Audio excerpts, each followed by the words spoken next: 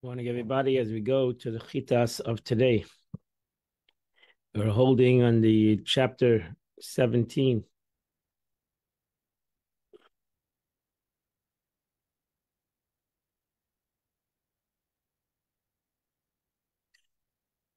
Chapter 17, verse number 9.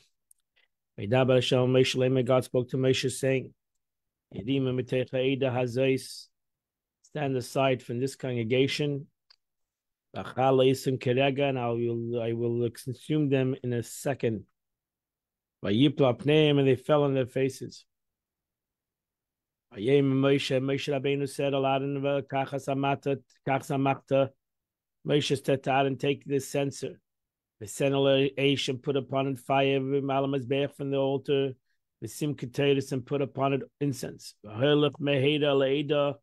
And go fast into the midst of the congregation, and forgive them. Yasa kept Aketzel Hashem, because the anger came out from God. Negev, and the plague has begun. Now she says the seeker was given over to him by the angels of death. That when he went into heaven, Moshe Rabbeinu was in heaven to receive a Torah, he's found out as a secret.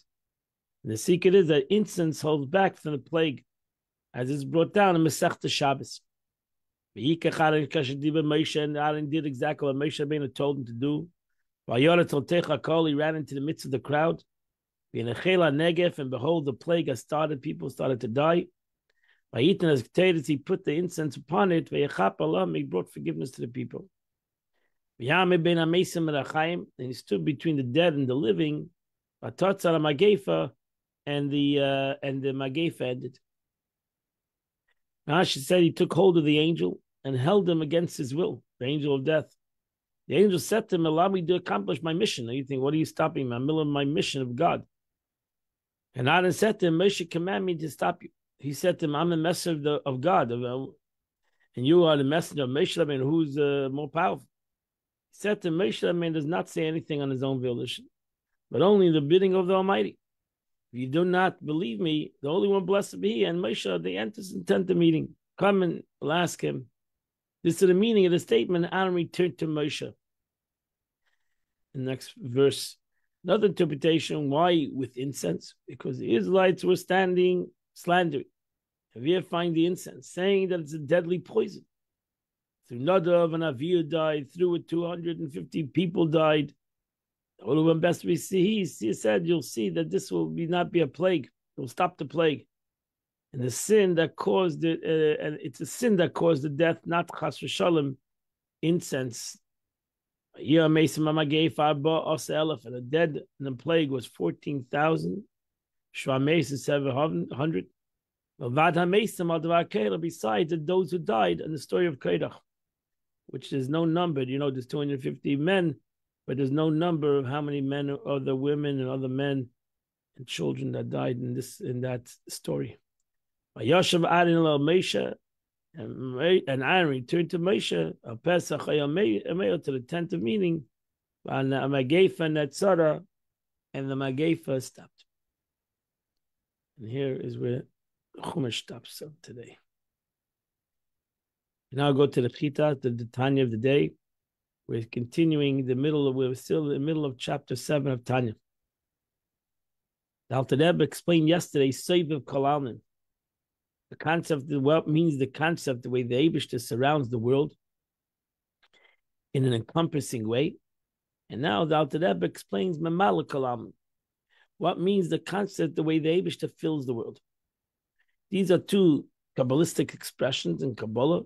Sovev u'Mamala Kol Almin. The Alter Rebbe brings us down, and it's brought down a lot of Chassidus, these expressions. And the Alter Rebbe explains. And the Alter Rebbe said yesterday that the Sovev Kol Almin doesn't mean that the Eibishter encompasses the world, like, so to say, a halo of the world, and doesn't come in the world. It means really that the revelation of godliness that cannot be revealed within the world is called Sovev Kol Almin. Because it's too high for the world to contain and stay in its reality. What's the concept of the Kabbalah, which says the Eibishter fills the world? What does it mean that God fills the world?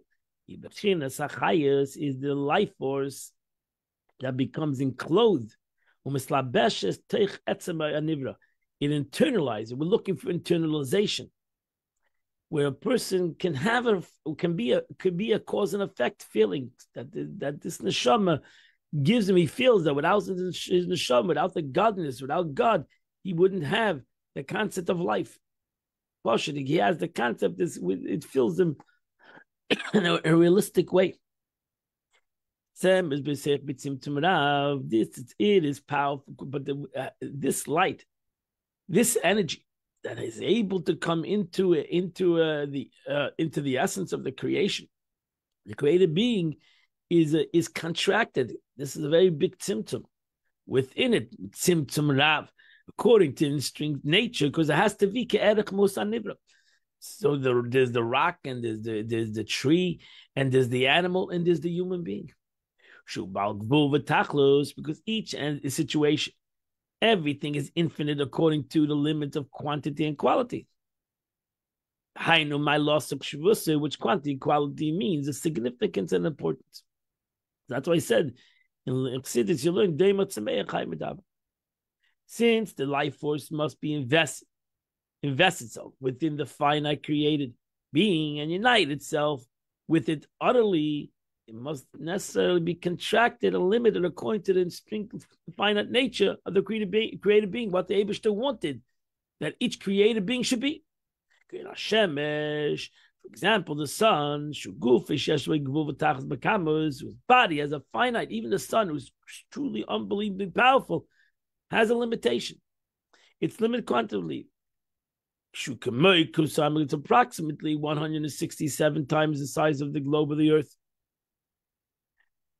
So we know in proximity to the earth how big the sun is. And we know also the quality and the significance is its light. We thank God. We know how much the sun affects the world. And right, so we know the sun is affecting the world more these days. And you have in the world the concept of a little hotter. But we know exactly how much it could be. We know exactly how much, if Chas Shalom, the earth will be unbelievable, we'll understand what's going to happen in the world. Because it cannot illuminate indefinitely. Because it's a created being. Everything God creates has its kamas and echos, has its limitation, quantity, and quality, and hence inherently limited. Thus, although the light of the sun illuminates at a far distance, the distances are not without limit. And so too all created entities in the world are finite and limited. And they have a purpose. The Gemara says, for example, that it takes to travel 7 Rekiim, the earth, in the 7 heavens, from the earth to the first heaven, takes 7 Tov Kuv Shana, takes 500 years to travel. I'm not sure what the Gemara means, in which way they're traveling, but whatever. It takes 500 years to travel. It's an interesting Gemara, and there's many Mefarshim on the Gemara, what exactly the Gemara means, 500 years. And so, from the one heaven to the other, the Gemara says, I said there's 7 heavens. So the Gemara says it takes 500 years to travel between each heaven, between one heaven and the other heaven, 500 years to travel. So it doesn't take 499 years. It doesn't take 501 years. It takes 500 years. Again, I'm not sure if it's with a donkey or with a horse or with a space capsule.